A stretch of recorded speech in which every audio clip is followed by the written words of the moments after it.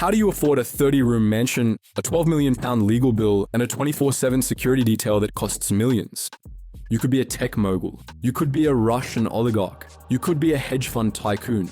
Or you could be a 60-something guy with no job, one disastrous TV interview to your name, and an official annual pension of just £20,000. If that last one sounds completely impossible to you, then you're obviously not a British royal. Today, we're talking about the bizarre, baffling, and infuriating financial life of Prince Andrew. The Duke of York, the late Queen's so-called favourite son, and quite possibly the most expensive royal liability of the 21st century. He's become a walking, talking financial black hole, a bottomless money pit wrapped in a pinstripe suit. And if you thought the drama ended when he was forced to step back from public duties, or when he paid out that massive 8-figure legal settlement, you have seriously underestimated how deep this rabbit hole goes. So join us as we ask, just how much did Britain's disgraced prince cost you? Back in the day, Prince Andrew was a full-time working royal. He carried out duties, shook hands, unveiled plaques, and cut ribbons, the usual royal repertoire. For this service, he received an annual allowance from the sovereign grant, the public money pot that funds the monarchy. At its peak, his allowance was estimated at a tidy £1 million a year. Now, to be fair, that's standard practice for senior royals. But as we all know by now, not everything old Andy got up to was typical royal behaviour. But even before that, we need to talk about his other job. His role as the UK's Special Representative for International Trade and Investment, a post he held from 2001 to 2011. This is where the costs get truly staggering. His job was to travel the world promoting British business, and his travels were funded by the taxpayer. We're talking first-class flights, chartered jets, and luxury hotel suites. There were repeated reports of him demanding helicopters for short trips that could have been made by car, or staying in opulent 5-star hotels when embassy accommodation was available. Former cabinet ministers have since described his expenses as unnecessary and profligate. One diplomatic source revealed a trip to Thailand where Andrew allegedly insisted on staying in the 5-star Mandarin Oriental instead of the British embassy, costing the taxpayer tens of thousands of pounds for that single visit. While the exact total is shielded by government opacity, the cost of his decade-long tenure as trade envoy, factoring in security and luxury travel, is conservatively estimated to run into the millions. Andrew was also known for tacking on a week or two at the end of his diplomatic missions for leisure activities. That same source alleges that, during that same Thailand trip, Andrew had no less than 40 prostitutes brought to his hotel over a 4-day period. Clearly, the warning signs had been surrounding Britain's most hated prince for a long time already. Then, 2011 hit. The government was in full-on austerity mode, and suddenly, Andrew's public funding was slashed. Now, in what is a total coincidence, that exact same year he was also forced to step down as trade envoy. The walls were closing in, with critics slamming his performance and, more importantly, his toxic friendships, especially with Jeffrey Epstein. Fast forward to 2019, the year it all truly imploded.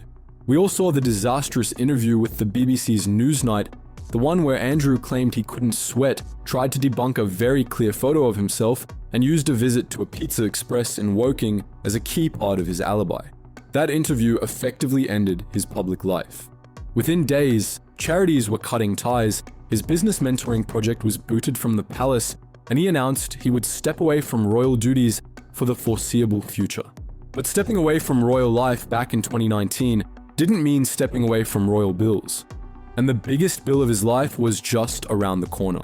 Of course, there were those allegations of Andrew and his activities with one Jeffrey Epstein, which the ex-prince firmly deny. But in early 2022, facing a deeply embarrassing and potentially catastrophic civil trial in New York, he settled the lawsuit out of court. The price tag, as reported by The Telegraph, was estimated to be a staggering £12 million.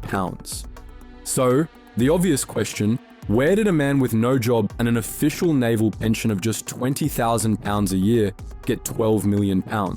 The palace was quick to insist that no public funds were used. But the problem with that statement is that no one can prove it because royal finances are intentionally opaque. According to multiple reports, the late Queen Elizabeth II helped her son with the payment, but at the end of the day, was this just taxpayer money that had been laundered through the royal firm?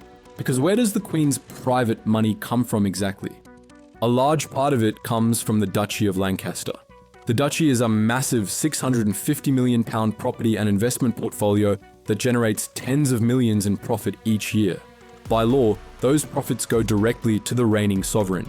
It's a quasi-public fund, a medieval loophole that allows the monarch to receive vast sums of money, tax-free, that are generated from assets that would otherwise be public. So, when the Queen privately helped Andrew, many argue she was using money that, in any other context, would be considered public revenue. Whatever the source of the funds, this was hardly the end of Andrew's woes. Since then, he's been stripped of his royal titles and effectively been shoved into a total exile from public life. Andrew Mountbatten Windsor is no longer even a prince. His £1 million per year royal allowance has been revoked, and with allegedly just his £20,000 Navy pension left coming in, he can no longer rely on public money, royal bailouts, or dodgy dealings to get by. This brings us to the most mysterious part of Prince Andrew's finances: the source of his mystery wealth. How could Andrew ever afford a billionaire's lifestyle on a relatively modest public income? Let's look at the sale of Sunninghill Park. This was his previous home, a wedding gift from the Queen. It sat on the market for 5 years, unwanted. Then, in 2007, it was purchased by Timur Kulibayev, a Kazakh oligarch and son-in-law of the country's president, with the price tag of £15 million. That was £3 million over the asking price, for a house no one else wanted. The new owner never moved in, and the mansion sat empty for years, becoming derelict before it was finally torn down. This deal, which raised red flags everywhere, was negotiated while Andrew was the UK's trade envoy, a role that gave him access to, you guessed it, Kazakh billionaires. This dodgy £15 million windfall is largely believed to be the mystery money that funded his life, and crucially, his next grand project. Then there's the Royal Lodge, a 30-room, Grade 2 listed mansion in Windsor Great Park, sitting on 98 acres of land. Prince Andrew lived there with his ex-wife, Sarah Ferguson, since 2003. Andrew signed a 75-year lease for the Royal Lodge. The lease is with the Crown Estate, a completely independent entity that controls all of the land the monarchy owns. All of its profits go directly to the UK Treasury.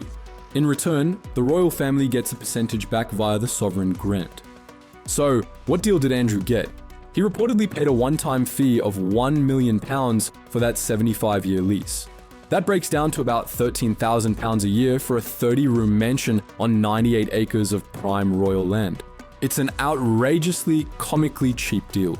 I mean, go on Zoopla and check what £13,000 a year gets you in central London. It's certainly not a mansion. But the actual cost to the taxpayer is the ongoing lost revenue. Every year, the Crown Estate is failing to collect millions in market rate rent that would otherwise go straight into the Treasury. But the deal had another catch. The lease also required Andrew to spend £7.5 million of his own money on renovations, which he reportedly did. That shady £15 million sale of Sunninghill Park was allegedly the source. But here's the current problem. The house is reportedly falling apart again. Back in 2023, reports surfaced of damp, peeling paint and a new £2 million repair bill. Only this time, that Sunninghill windfall was long gone, and Andrew apparently couldn't pay. Then there's his staff costs. Even after being stripped of his titles and duties, Andrew still requires 24/7 protection. After he was forced to step down, there was a massive public backlash over the taxpayer funding his security, estimated at £2 to £3 million per year. The Home Office tried to remove it, but King Charles reportedly intervened to pay for it privately. But again, we know what privately most likely means in this context. Andrew has cost the British public, directly or indirectly, millions over the past 2 decades. And that's not even counting the institutional damage, the reputational rot, and the sheer embarrassment he's brought upon the monarchy. In 2021, a YouGov poll gave him a net approval rating of -80%, making him the least popular royal by a country mile.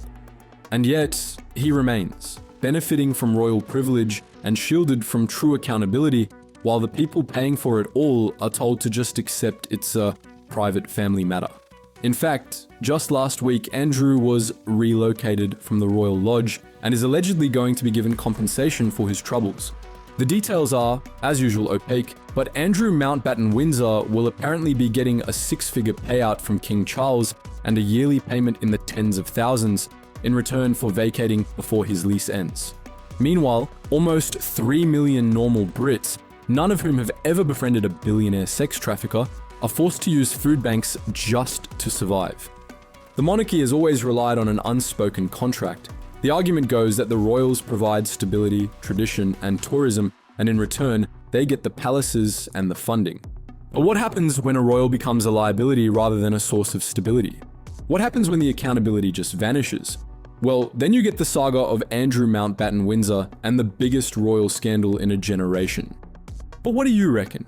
What's the bigger financial scandal here? The £12 million settlement or the peppercorn rent on that 30-room mansion?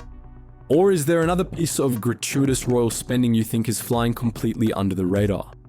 Drop your thoughts in the comments. We'd love to hear your take. And if you enjoyed this deep dive, give us a like, hit subscribe, and tap the bell so you don't miss the next video. Cheers for watching, and we'll catch you on the next one.